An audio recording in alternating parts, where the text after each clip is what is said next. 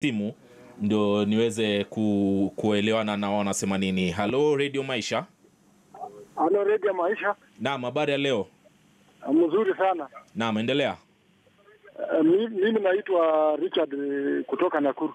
Naam, Richard, endelea tu, tunakusikia. Una swali lolote ama una sasa maneno yenye niko nayo kuhusu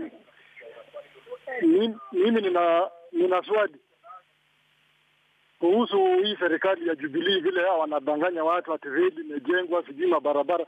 Sasa kama unajenga reli na raia hako kwa njaa, hako kwa shida, uchumi ni mbaya, ni nini sasa unatajia watu ati reli tumejenga, hospitali sijui nini?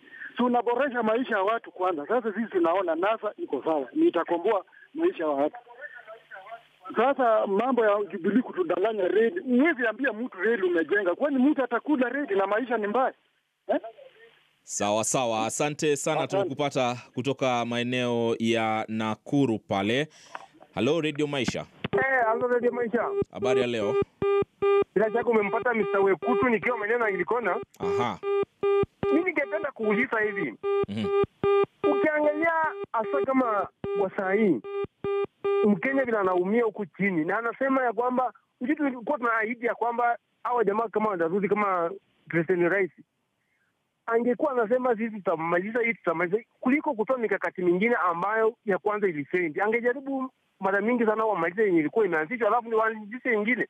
Asante, ni Wekutu nikiwa maeneo na Anglikona. Asante sana, tumekupata. Radio Maisha. Hello? Amepotea huyo. Hebu tutafute mwingine hapa. Radio Maisha, hello? Hello Radio Maisha. Radio Maisha, hello. Habari ya leo?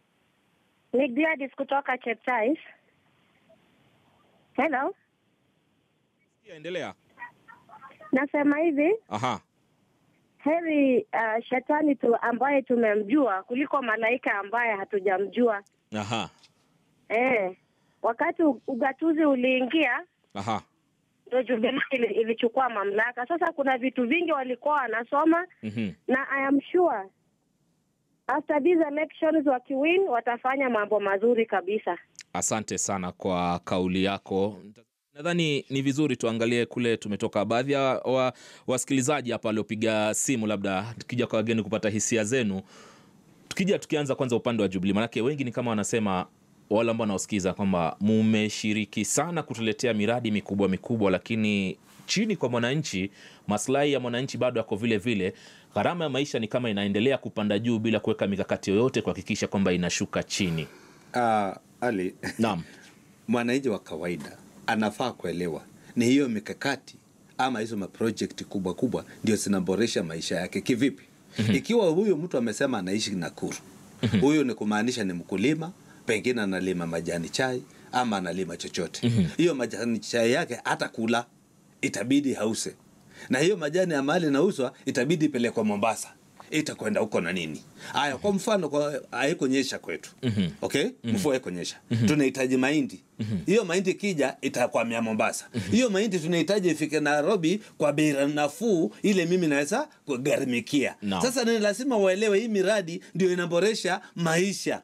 Jambo la mwisho ni lazima uelewe, serikali haitakuja kukulimia. Serikali itakusaidia upate zile vifaa za kulima. Kama ni fertilizer ikuwe subsidized, na ni lazima iletwe na hiyo meli, ni lazima iletwe na hiyo barabara. Ikiwa barabara hamna, hata hiyo fertilizer hautapata. Asante sana. Swala lingine ambalo limeweza kugusiwa hapa, ahadi za nyuma hamjamaliza. Unajua ile kitu mimi nataka, kuna propaganda nataka tutoe hapa. Ndio. Nataka mtu aseme ile ahadi ambayo iliahidiwa na haikufanywa. Unajua kusema tuliahidiwa na hakuna, niambie uliahidiwa nini? Hiyo hakufa. Ile mwandadangu hapa amesema yote, nimemjibu. Amesema yote 6 haikufanyika, lakini nimemwambia amesema yote 6 kama haikufanyika.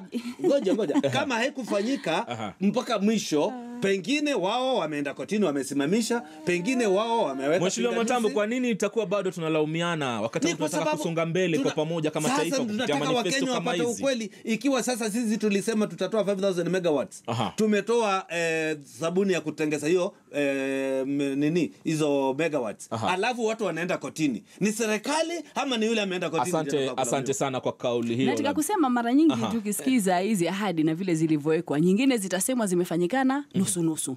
Nyingine hazitasemwa kabisa. Kuna ile ya kazi milioni 5 sijasikia jawabu lile. Nitamaliza wakati wangu, atakuja baadaye. Alafu vile vipatanishi vile laptops. Amesema nyingine zilienda unless mtu yuko ignorant. Na hapa tena tunasema Kenyans pia wanaona. Kwa hivyo ziko wapi? Ndio nasema ingekuwa bora zaidi mtu aseme nilifikiri nitafika mahali fulani lakini sikufika pale. Mambo ya double digit hayataja. Na tukiangalia tukihusanisha na tukiangalia nchi nyingine wameenda mbele zaidi. Na nataka kutaja kidogo tu upande wa manifesto na kutajia zile ambazo ni za NASA ambazo tumesema ni muhimu. Mwenzangu ametaja juu ya mvua. Nataka kusema manifesto yetu ambayo inaangalia mambo ya kulima imesema hatutategemea mambo ya mvua. Tutaangalia kwamba tuhakikishe kwamba tumetafuta njia ya kuweza kukuza vitu katika mashamba tukitumia maji yale ambayo tunatumia kwa mfano kwa upande wa irrigation. Tumesema upande wa chakula hatutafika, tutaweka haya maji. Kuna njia ambayo kuna mvua, hatustore haya maji wakati ambapo hakuna nafasi. Jubilee ingekuwa kufanya hapa, wasiulize wametoka wapi? Yanatoka kutoka kwa mvua. Nataka kumaliza kidogo. Hiyo manifesto imesema hivyo. Na jingine ambalo limesema ambalo ni muhimu kwamba mahindi, bags za mahindi tutaongeza kutoka 8.5% to 12% within the first 90 days. Alafu ya mwisho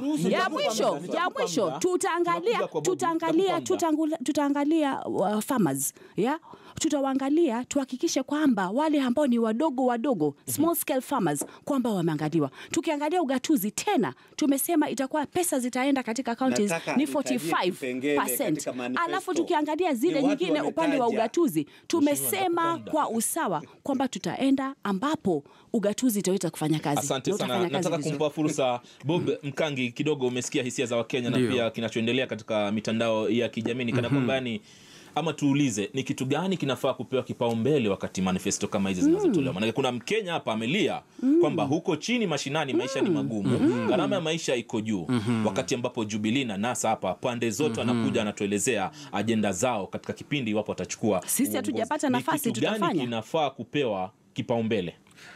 Kama kawaida, na nirudi katika nguzo ya taifa letu, dola yetu, katiba. Na madhumuni ya katiba ni kuboresha maisha ya mwananchi. Ndiposa hata katika katiba mpya hii tunayo kuna ibara ambazo zinazungumzia masuala ya kipaumbele ya mwananchi ya kila siku, mambo ya afya, mambo ya elimu, mambo ya makazi bora na mambo kama haya.